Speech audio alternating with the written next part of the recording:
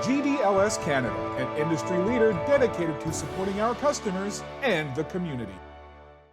Well, I'm here today with Mike Mitchell from Akwesasne, and Mike's done a million things with the game of lacrosse, written books, helped build the game, and we're going to talk about one area of the game that's important to the whole game, and that's the medicine game. We're going to talk a bit about that today and other things. So wanted to introduce Mike Mitchell. Mike, just glad to see you once again. Last time we were together, we were opening up an exhibit at Kingston City Hall. That's right. Where we were commemorating the first meetings that formed the Canadian Lacrosse Association back in 1867, in September of that year. So we were opening a display together on that. But I wanted today, there's so many reasons to talk about the essence of the game, not as a sport, but as a true medicine game. And I was hoping today we could talk a bit about that. One of the things you'll be doing in a few weeks is bringing a medicine ball to Kahnawake that's been passed on to you from other nations earlier on. Talk a bit about that, but then also talk about some of the influences in the game that you know and want to speak about and honor in the conversation. So maybe we can start. I read a little bit about your early days with the game, and you were like one of the youngest guys to be brought up to play Junior B, right? You're like 14, I think. Yeah. So how did you start with who gave you a stick and who got you started, and how did you play for your first team? Those kind of things. I just lived down the road from the lacrosse factory. The owner was, we call him Old Man Frank Rompoint. He was a Danny. And back then they were the 97% of the lacrosse sticks made in the world came from Akwesasne at the time. And so as a little boy, he used to give me a job to cut the grass around. I got to know him, and when I became a teenager, he let me work at the factory. But along the way, he had 3 sons, Wallace, Rooney, and Gilbert, and they all worked at the lacrosse factory. So I got to know each and every one of them, and they all were leaders in various stages of the craft. And Wallace was the one that went on to play Senior A lacrosse out in BC and was a pretty well-known player around here. So he created a team. And actually, there was a lull. Like lacrosse wasn't really played. It goes in waves. In the 50s, from between the 30s to the 50s, and you'll be hearing from some of these guys, they played pretty good lacrosse. They had pretty good lacrosse teams, all native, etc. Then it kind of would go quiet for a while, then it'd start back up. Well, this time they started a minor system in Cornwall. And Frank Rompoint said, I'll sponsor a team from Akwesasne. We were called the Cornwall Island Braves. And for many of us, we knew how to play, but we never really got to play organized lacrosse. So he put us all on one team. And actually, it was the start of lacrosse that became a big boom in the 60s in Eastern Ontario. And in Cornwall, we were the big hit.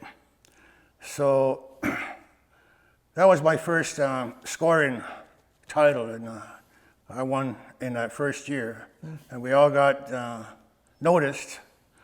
Myself, I always had a Mohawk haircut when I was a small boy. So the white players in Cornwall used to refer to me as a Little Beaver, and the name stuck right till high school for me. They would call me Beav or a Little Beaver, and then they dropped a little, and after a while. But I have a Mohawk name. My Mohawk name is Kanatakeron, and we go by clan. I became a Faithkeeper in Ceremonial Longhouse when I was 16 years old, and I've carried that ever since then till now. So I've stayed pretty close to the language and the culture and the ceremony. And later on, it became a big help for me because I got involved in politics and being Grand Chief for 30 some years. So in that side, I got the best of the world, traditional as well as modern. And in between that, everything that evolved for us as indigenous people centered around the game of lacrosse.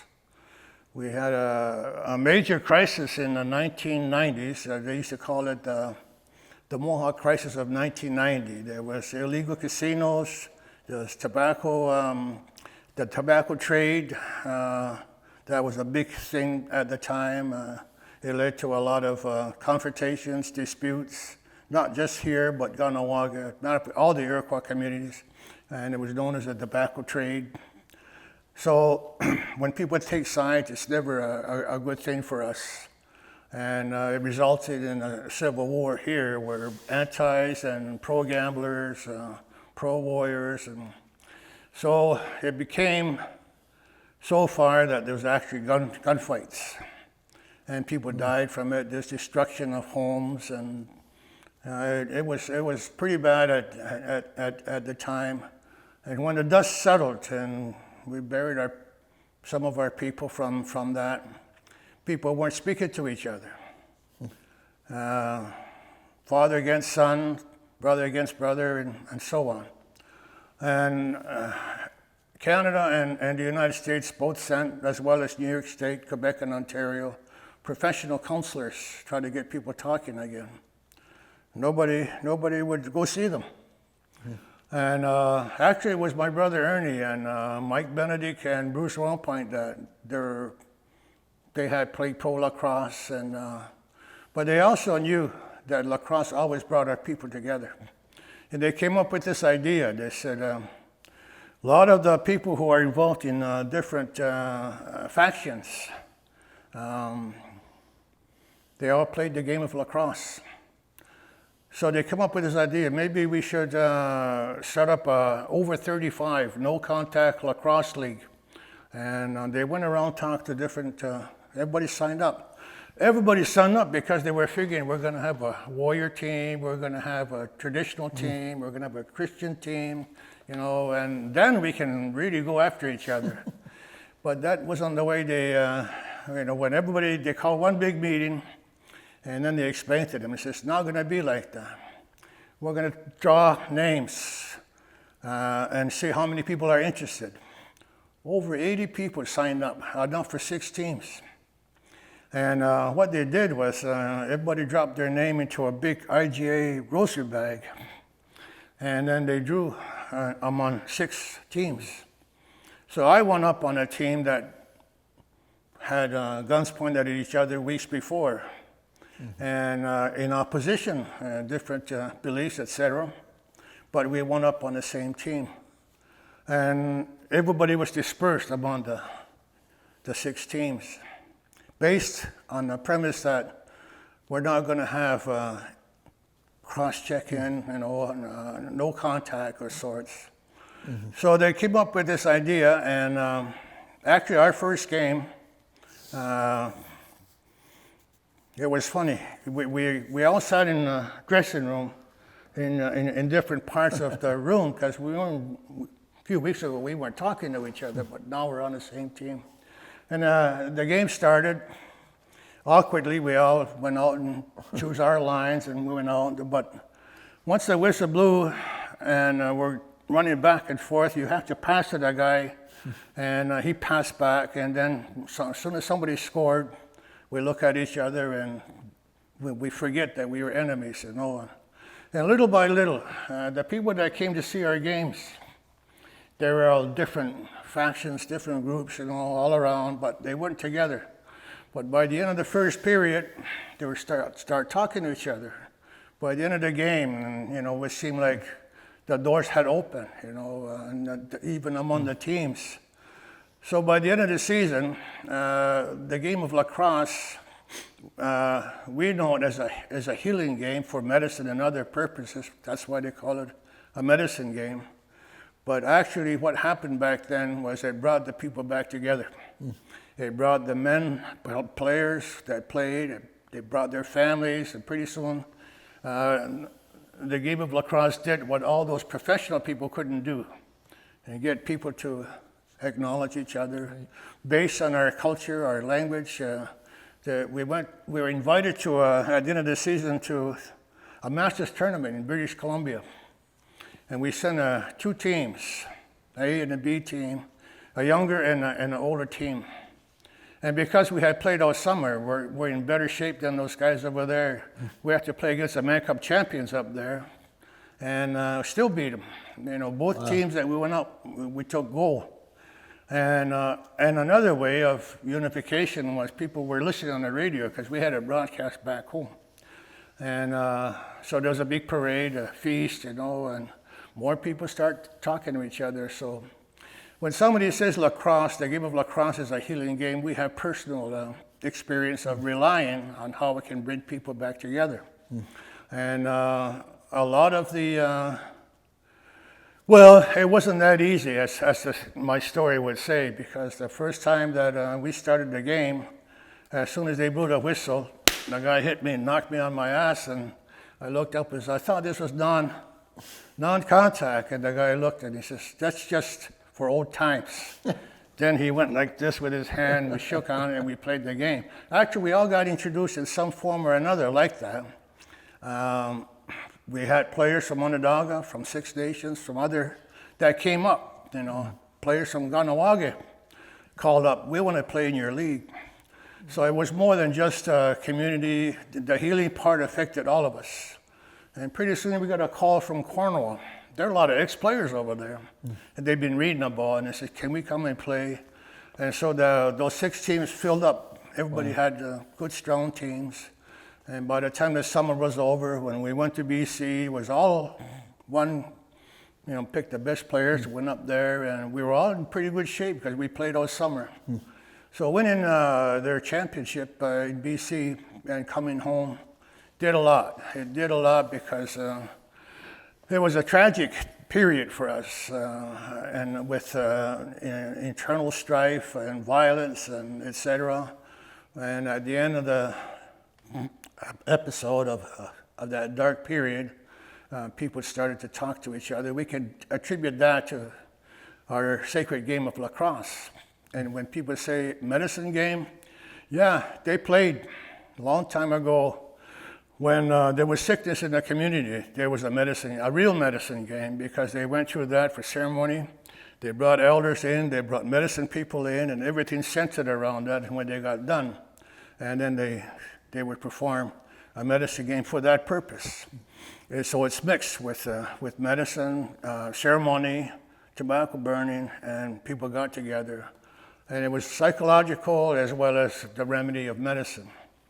And so we still have that. We still practice that in our ceremonies. But the medicine game is a social, and it's designed for people to come back together. And so we did that back then. A couple of years ago, the Senecas near Buffalo, New York, sent this medicine ball. They went through ceremony, and they said, "We want to send it to the Mohawks in Akwesasne. And we want to put the extra layer, generate the peace that's been happening over there, and cement the good feelings." So they came here. We actually had the game at the arena on the grounds. And my brother came and did the tobacco burning. We did the ceremony, then we had the game. And then he said, "You guys hold on to it, because the next one is Kahnawake, and something will happen over there. They're going to need this." And something did happen in Kahnawake this past year. There was, it's related to the residential school, unearthing of burial of 215 students. And little by little it grew. You know, they went to other residential schools, the same thing, unmarked graves, and it became a national thing. But pretty soon everybody in Canada had heard about it. But how are you going to heal, you know? And so they uncovered, they knew of a priest that was buried near a church. And actually it was the Roman Catholic Church and other churches that were running the residential schools. Mm-hmm. And there's a lot of bad feeling against them because they wanted the Pope to apologize for, the centuries of wrong that had been done to indigenous people. And he wouldn't, he just figured, well, it's a long time ago, it's bad it happened, etc. It took the bishops of Canada to come out and say, look, it was wrong, and we apologize. So that has set the trend for a healing process. Anyway, this one priest in Kahnawake that was buried near the church, some of the residents wanted to unearth him and take his bones and throw it away from Kahnawake. And for the rest of them, including all the traditional people, they said, no, that's wrong. There must be something that we can do that would heal all the bitterness and the bad feelings we have for each other.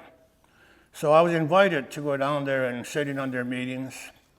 And so when I heard everybody's version, because there's different factions, Christian, traditional, warriors, gamblers, what have you,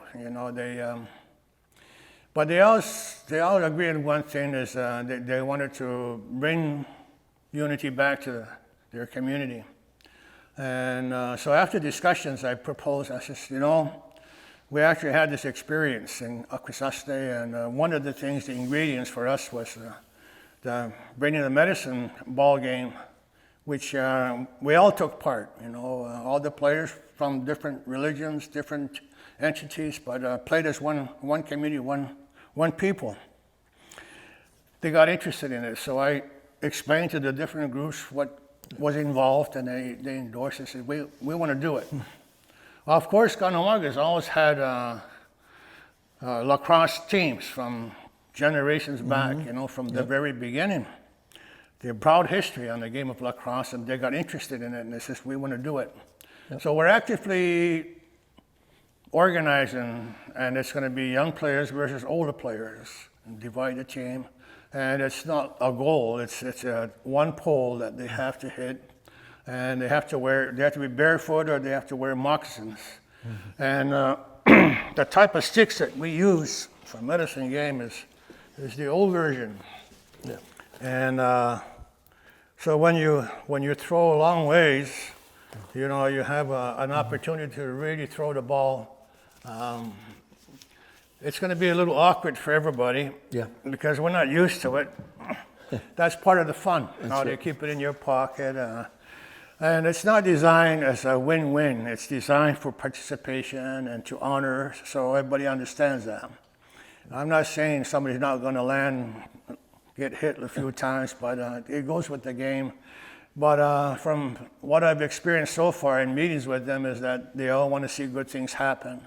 They want to be reunited, and once again, probably the game of lacrosse will be an instrumental part of bringing people back together and create a better understanding. And if there's such a thing as reconsider, what do they call that word? It starts with re-something. I know what you mean. Yeah. Reconciliation. Reconciliation. My English isn't all that great. Reconciliation. I look at it as a reconnection to each other. Right. And bringing things back together. But you also honor the elders of your community. And you look at a better future for your youth and families. And so it has all the right ingredients. That's why everybody said, we'd like to see it done. And if it's good, then we're going to send it to another Iroquois community, and this will travel to another nation. But this is instrumental. It's a symbolic more that ceremony has been put through. It's important that it goes to another community, and they watch it for two years. They play the game. Mm-hmm. And the spiritual roots of the game of lacrosse really was born from that, as reconnecting everybody, creating peace. Because back in the old days, there would be differences between tribes and nations. And actually, a lot of differences were settled through a lacrosse game rather than through a war. And so the medicine game, the perpetuated a better understanding, respect for land, for creation, for all life, and that includes wildlife, people, land, water, etc. And so when man is chosen to do the ceremony, the tobacco burning, is that he has to touch on all this and has to remind people our place in this world. And as human beings, what we have to always be connected to one another. Everything is connected. So that's why it's important that we're reminded and our place for each other. And when all these things are put back in place, then we appreciate life once again. Everyone is brother, sister, etc. Then the game begins. And it's not really relevant who's going to be the winning team as much as we are part of life again, you know. Playing for the entertainment of the Yeah. creator. Yep. So that's where we're at. I mean, it's underway, and I'm hoping that it'll give us the results that we're looking for.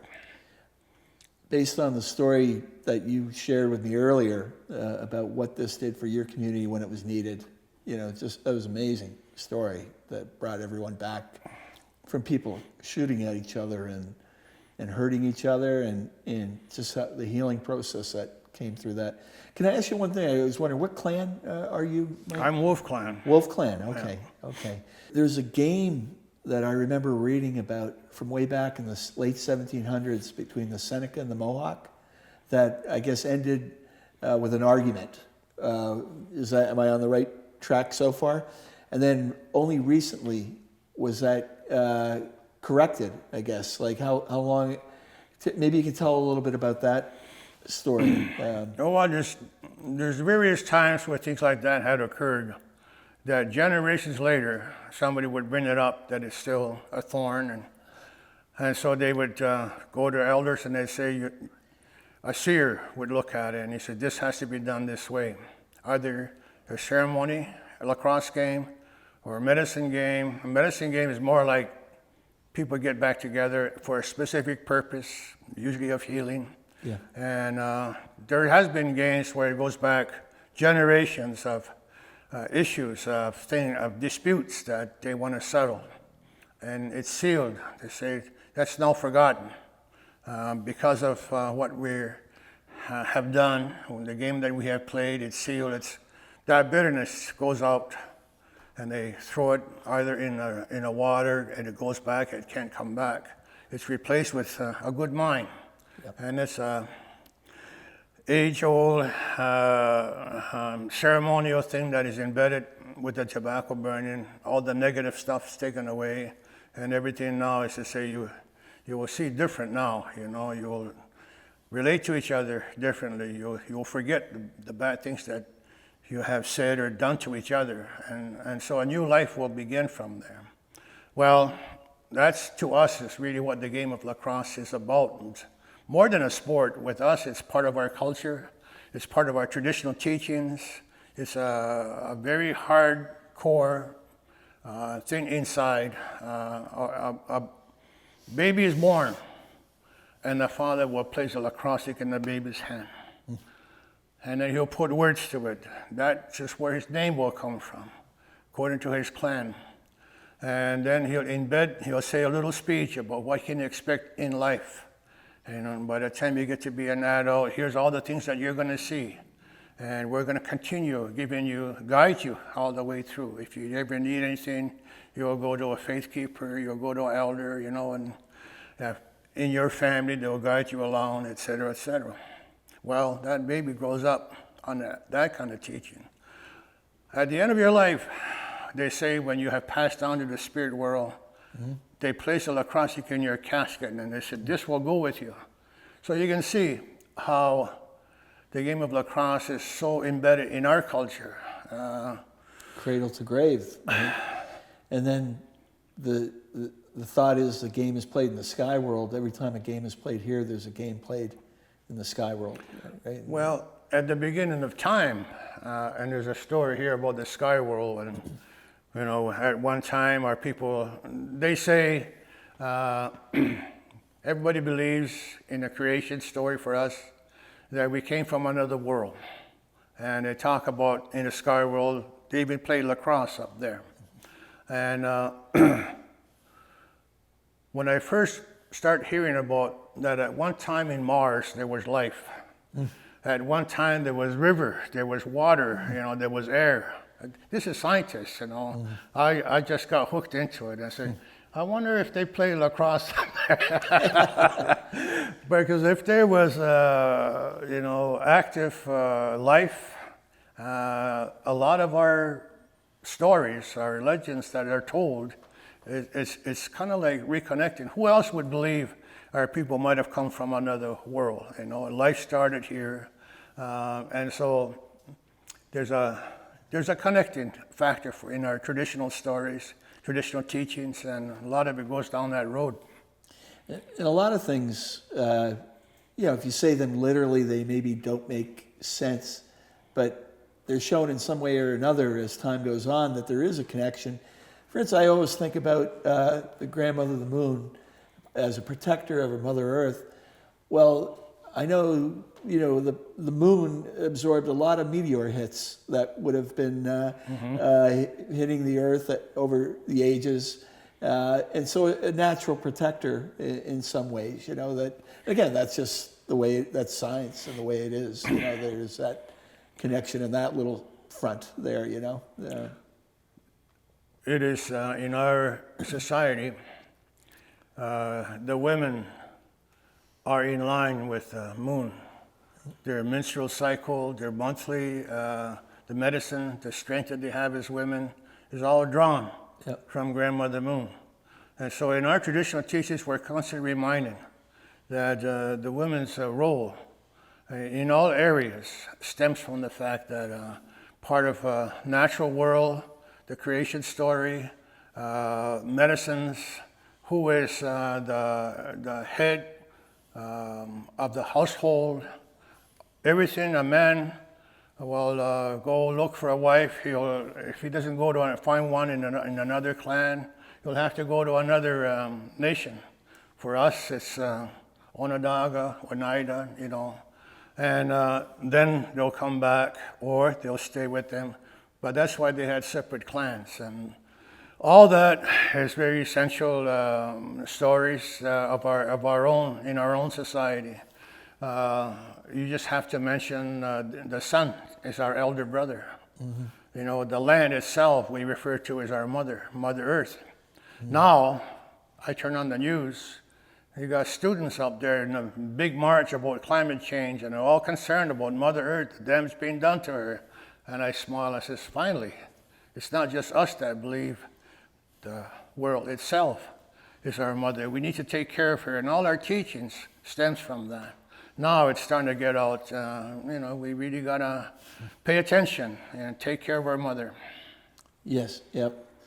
And you just see this game that goes back to the beginning of time. It's in the creation story.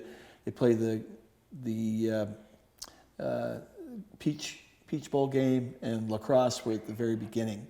And it helped solve who was going to control mankind for forever, and that was the creator and his twin brother, the uncle, right? Yeah. That came out of that. And so the game goes back to the very beginning. And as you said, it over time it has proven itself to be extremely helpful and you had Handsome Lake came back at one point in the late 1700s, early 1800s, and spoke of the traditional ways of thought, and his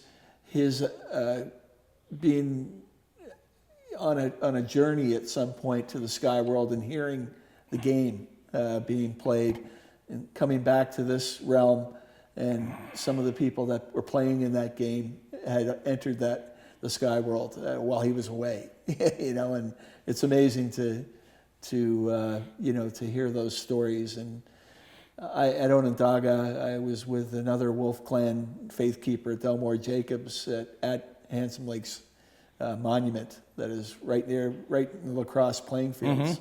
Mm-hmm. The box is nearby. The new facility has since been built, is nearby there, and the story that really gets me, though, Mike, I have to say, that really shot through like a ray of sunshine during the last year and a half of pandemic was the story of the Choctaw and the Irish. And I had been down there a couple of years ago around this time with Alfie Jacks.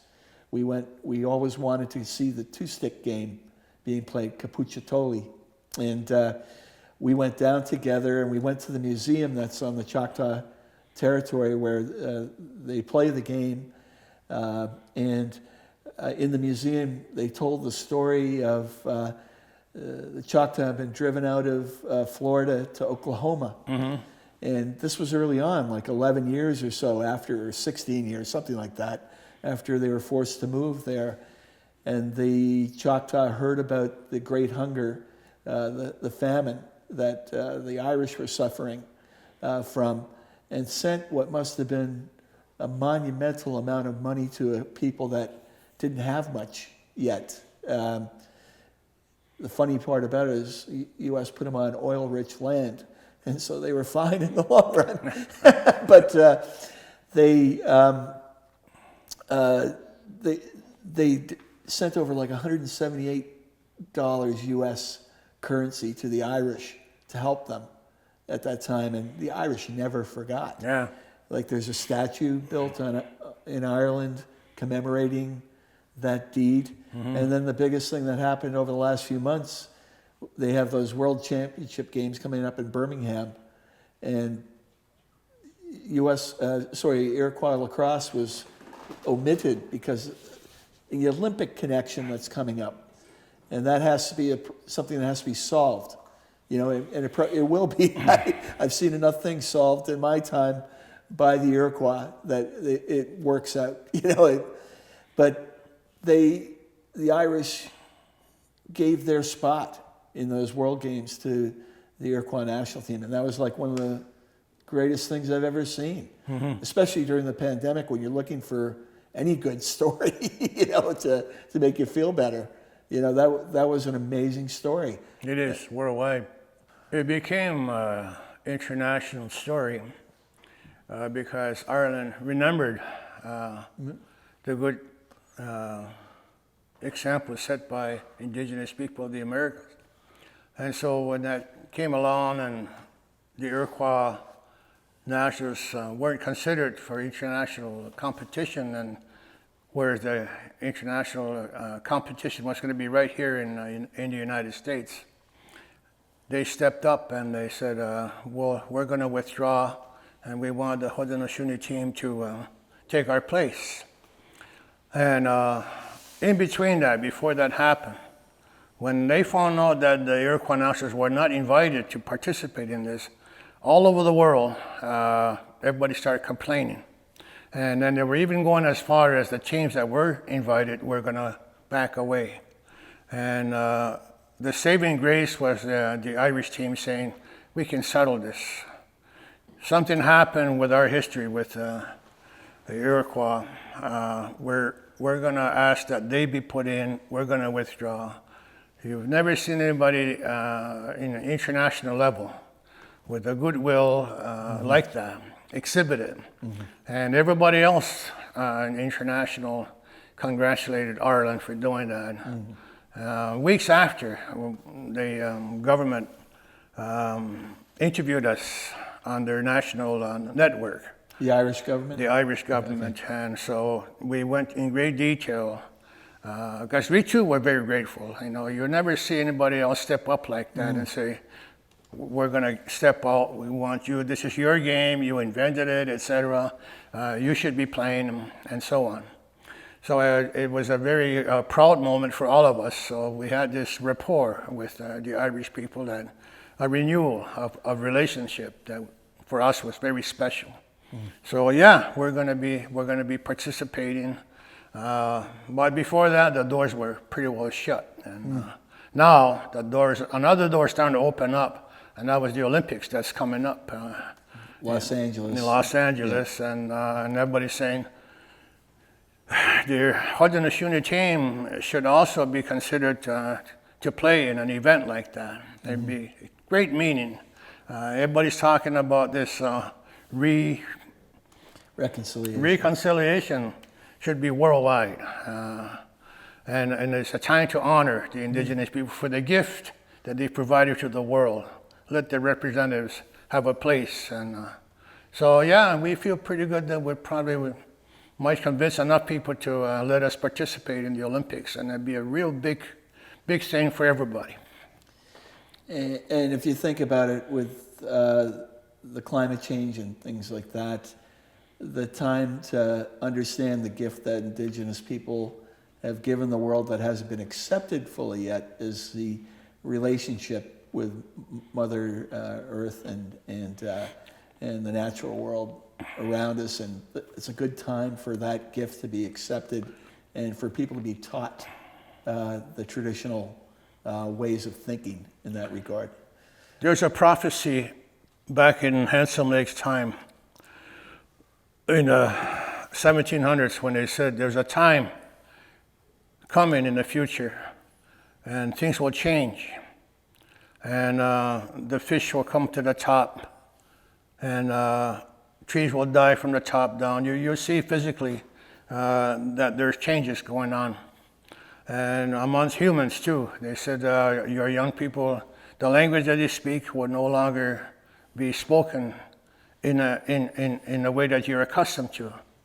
Well, many of our kids now only speak English. Mm-hmm. We're starting to see the loss of our own language and culture. And we see the pollution. Everything that they talked about is starting to happen. Mm-hmm. But there's one thing that is most important to us as far as people will recognize this, not the older people. The young people will recognize that the world we have to adjust our lives to recognize if we're going to save the planet, that we have to alter our way of life. And we have to be aware that there's certain things that have to be done in the world in order for the world to exist in the future. So now we're seeing young people worldwide having mass demonstrations about climate change. They're demanding that people be aware and that things should be done. Well, that was part of our ancient prophecies to say young people will change it, and they will be the ones that will lead the change. Mm. Well, we're starting to see that now. Mm-hmm. And so some of the things that our elders would teach us, our relationship to the land, that means our mother. The world is our mother. Mm-hmm. And we have to protect our mother. And all those teachings, Grandmother Moon, all the signs and respect for all of creation.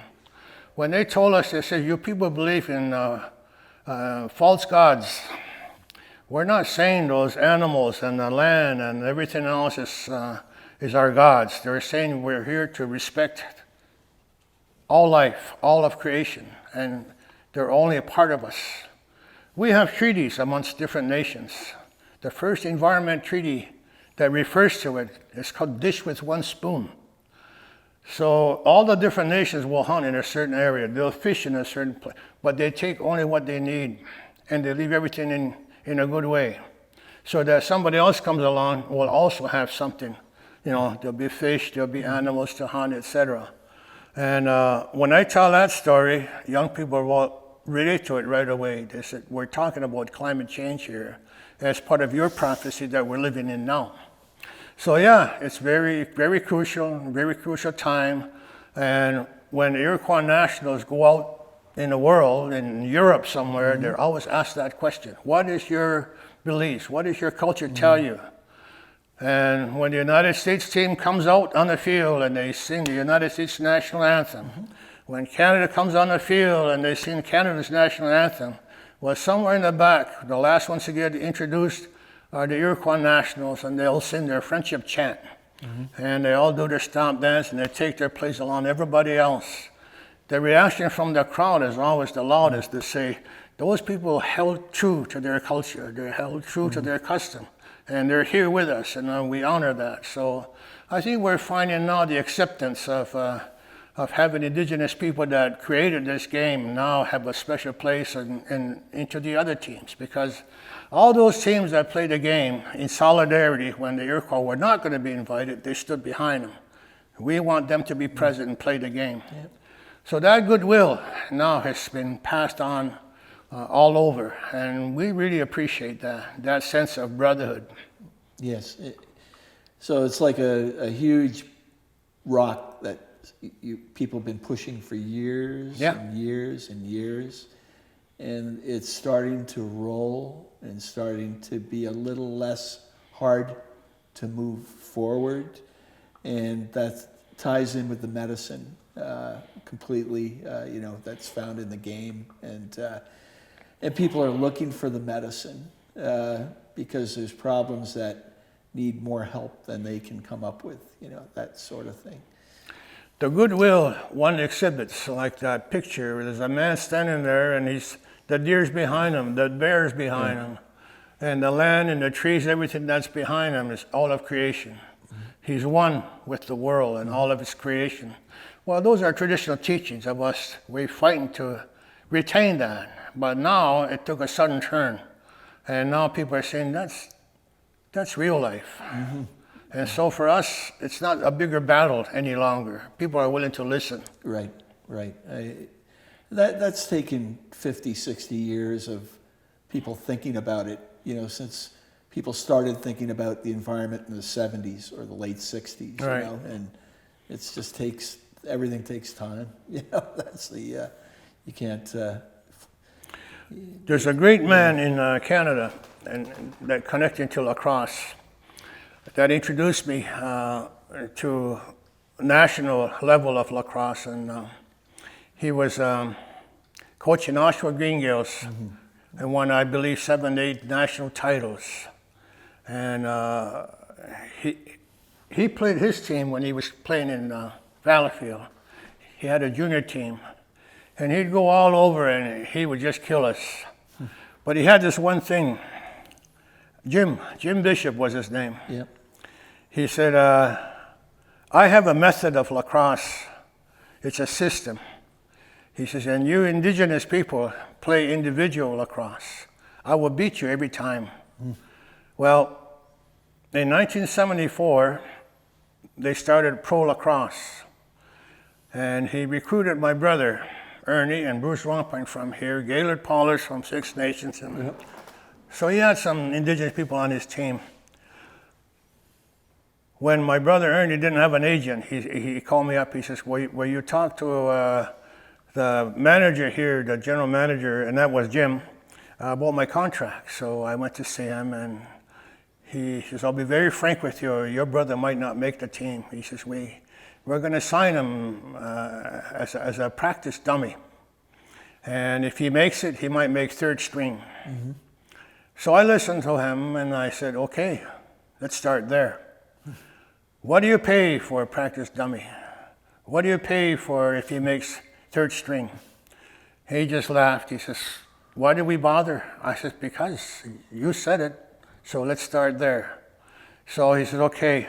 So he brought somebody in, the greatest this for practice dummy, for third, second string. He says, and if he should ever become number 1 goalie, he can expect to make this amount of money. 6 months later, my brother was number 1 goalie for the Montreal Quebecois. Yeah. Jim never forgot to tell that story, He says, as far as, he never believed indigenous people. He said, you're too free-spirited. And he got to coach Gaylord Paulus. Yes. And Ross Paulus was the father, and he has many stories like that. Ross Paulus came to me and he said, Mike, I want you to organize our own indigenous tournaments. He had something back in the 60s, Iroquois Nations Cup, he says, and it kind of went down. So we started to regenerate the interest, and pretty soon all the Iroquois communities started playing our own Iroquois Nation lacrosse tournament. Players that played in pro, Senior B, Senior A, Junior B, Junior A, all became representing their own community. It was for 10 years, it was a big thing. Akwesasne would host it all week long. It would be jam-packed, exciting lacrosse. Players got to meet each other because we play in different leagues, we play in different levels. We all got to know each other again. Elders would sit together and tell stories, etc. And the reconnection, and I could see where they say it's a medicine game. If somebody had to diagnose it, it means reconnecting to each other. And all the CLA people, they would come and watch and, kind of reconnect with everybody else. So Jim Bishop had asked me, he said, I want you to consider joining the CLA as the First Nations director. You represent the interests of indigenous people. So yeah, in 1986 to 2015, I served in that position and retired in 2015. And it goes both ways. We learn from the structure, organized lacrosse, but we gave to them our sense of what the game means to us, and it was a good trade-off. And I did 2 books to share with them, with the world, with Canada, etc., our viewpoints, etc. And now, a lot of those lacrosse people, no matter where we go, they'll talk about that in a good way, Yeah. So there's a good connecting factor. Yeah, as a non-Indigenous person, I saw the growth of the game from when I played as a young man, and a lot of it was good, but I worried that the essence that I felt as a young man playing the game was getting coached out of it and systemized out of it, instead of that feeling of medicine, that's all you can call it, that was there. So that led me to write a book about 11 years ago. We're paying good mind to Faithkeeper for oral tradition, but showing the modern game from an historical perspective, how that actually came about in the 1800s and led on. But the medicine game standing on its own, that continues to go on to this day. And I felt that now that we're near 70 countries playing this game worldwide, the medicine part has to be as much a part as the technical part for things to move forward at the right measure, and for the game to retain its special essence instead of becoming cookie cutter. Yeah, and like other sports, I won't denigrate other sports, but there's some that have just become too formalized and there's no freedom in the game. When I started, Mike, there could be an All-American from Virginia in our summer league 2 fields over, wearing his old shorts and t-shirt, and the way he played, I knew who it was. I didn't have to see anything else because nobody was forced to play the same way. So you saw the way that they naturally developed. And what I've seen over the last 10, 15 years, people are being taught you have to do this way all the time. And the individualism was being weaned out of it. And that pendulum can go over too far. Yeah, okay, you can become a robot and play, or you can retain some of the special nature like the Thompsons, where your creativity is allowed to shine as well, and it adds to the game, makes the game better, and that comes from the medicine. There's players all over the world that play lacrosse, and they always have an inkling to learn something. And they'll always ask Indigenous players little tips here and there and a little bit of information. I look at it as a sharing of culture, sharing of tradition. The game of lacrosse has a rich history, and if you take the Indigenous people out of it, you just have another sport. Right. So there's tradition, and that tradition and the beliefs of Indigenous people now is so needed in the world.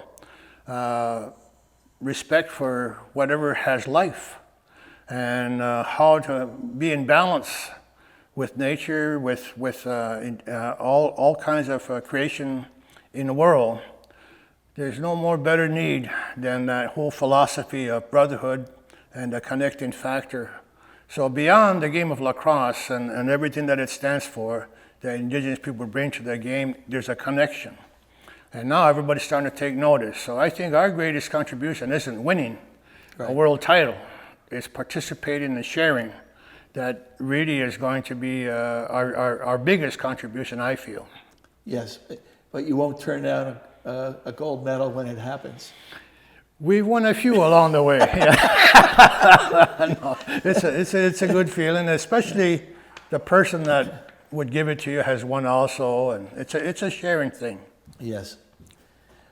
Well, Mike, I think we've covered a lot. We did. You know, and I think people will get out of this interview that we're doing today a different story than what our stories are most of the time, which are great in their own right. This is a different story, and I really appreciate you sharing this, and hope that the medicine ball and its travels to Ganawagi and beyond do what is hoped, you know, along the way. So. The biggest lesson one could draw from this is we have our own medicine, and the culture and the traditions that exist that almost was pushed out, phased out, lost, whatever you want to call it. But there's a resurgence, you know, and the pride of being indigenous, the culture that exists with all of us, that is ours, be allowed to be reintroduced to a lot of the young people. So that's part of lacrosse, it's part of language, it's part of ceremony, it's part of culture, and our place in Canada, in North America, or in the world should continue to stand as Indigenous people, and our greatest contribution could be as a people, not as Canadians or Americans or anything else. We can be those things, but our identity as to whom we are, that we were given this sacred way of life to share, well, we always say, don't take it away from us, because we're willing to share, and lacrosse is in that vein. And lacrosse is a great way to start the conversation on some of the more difficult areas that have happened historically. Yeah. So it's a great way to start. It's a good the connecting conversation. factor. Yeah. Great. Yawa. Yahweh.